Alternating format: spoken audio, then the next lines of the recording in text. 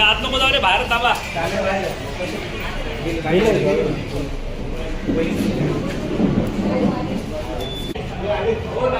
हा हे पण येतोय का?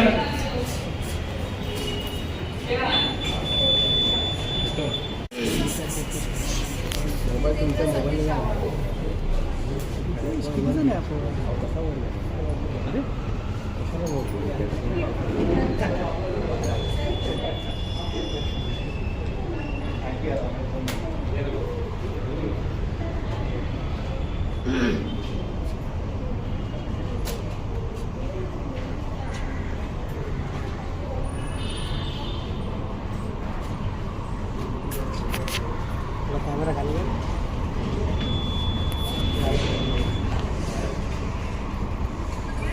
मित्रा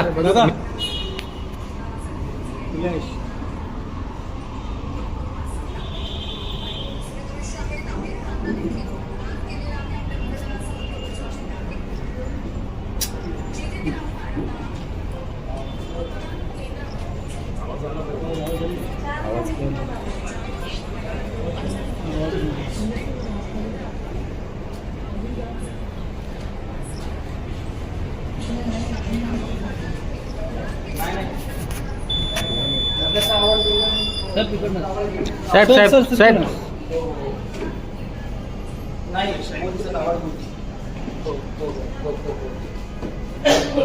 तो मात्र समाज बांधवांचे काय क्लिपा फिरत आहेत, ओपनली लोगो दिसत आहे, ओपनली बॅनर दिसते. लोकशाहीची म्हणजे अंतिम घटका महाराष्ट्रामध्ये मोजायला सुरुवात झाली आहे. सरळ सरळ म्हणजे पोलिंग बूथच्या केंद्रामध्ये बॅनर्स लावलेत आणि पत्रकारांना तिथल्या आरोनी, त्यांचं वृषाली पाटील नाव आहे, त्यांनी सांगितले आम्ही परमिशन दिली आहे. संविधानाने सांगितले की 100 मीटरच्या आत काहीच असतं कामा नाही. आणि वृषाली पाटील नावाच्या मॅडम जर तुम्हाला आतमध्ये लावू देत असतील बॅनर्स तर ते धक्कादायक आहे सगळं. एकंदरीतच प्रशासकीय यंत्रणेवरचा प्रचंड दबाव आणि निवडणूक आयोग हे म्हणजे मला शब्द नाहीत त्यांच्यासाठी वापरण्यासाठी. पण असं जर असेल तर ह्याच्या पुढच्या निवडणुका या सत्ताधाऱ्यांनीच घ्याव्यात आणि सत्ताधाऱ्यांनीच निवडणूक यंत्रणा लाभवाव्यात. म्हणजे मग जेणेकरून निवडणुकीचा आपल्याला खर्च पण आयोगाचा खर्च वगैरे काय करावा लागणार नाही. अनेक ठिकाणी ईव्हीएम मशीन बंद पडलेले आहेत, ईव्हीएम मशीनला करंट लागतोय, ईव्हीएम मशीन बंद आहेत, लोकांच्या रांगा आहेत, ईव्हीएम मशीन स्लो एक 1.5 तास. मी तुम्हाला तेच सांगतो ना की निवडणूक आयोग हे मस्करी झाली आहे. निवडणूक आयोगाने या देशाच्या राजकारणाचं, डॉक्टर बाबासाहेब आंबेडकरांच्या लोकशाहीचं वाटोळं करून टाकलं. 12:30 वाजेपर्यंत फक्त जिल्ह्यामध्ये 19% मतदान झालं आहे. कुठेतरी मतदारांची टक्केवारी वाढण्यात अपयशी पडतंय का? हळूहळू टक्केवारी पण वाढणार नाही, टक्केवारी पण होणार नाही, लोक मतदानालाच येणार नाहीत.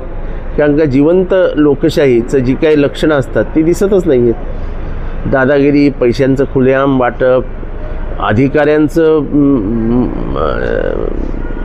सत्ताधाऱ्यांच्या बाजूला झुकणं, जणू काय आपण सत्ताधाऱ्यांचे नौकर आहोत अशा पद्धतीने अधिकाऱ्यांचं वागणं, पोलीस यंत्रणेवरती असलेला प्रचंड दबाव, बूथच्या आतमध्ये जाऊन दादागिरी करणं, हे सगळं चालू असेल तर लोकांना पण नाही आवडत.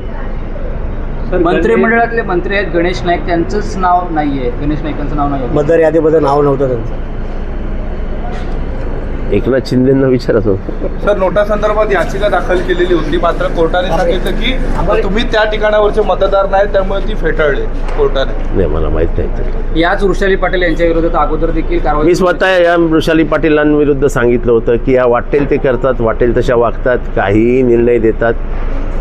पण निवडणूक आयोगाला लक्षच द्यायचं नाही. निवडणूक आयोगाला हे म्हणजे या त्या प्रक्रियेचंच 12 वाजवायचे, त्याला आपण काही करू शकतो. देखील आरोप केले की निवडणुका कशाला घेता, निवडणुका घेऊच नका, काय फायदा असेल? मग मी तर अजूनही म्हणतो की निवडणुका घेऊच नका. सत्ताधारी पक्षाला सांगा की तुम्ही घ्या निवडणुका आणि निवडून या. उद्याचं काय चित्र असेल ठाणे आणि मुंबईमध्ये? मला काय फार आशा म्हणजे फार काय आशा नाहीत मला. अल्पावधीतच लोकप्रिय झालेला भारताचा बुलंद आवाज आपला Bharat channel subscribe, share, like आणि कमेंट्स करायला विसरू नका.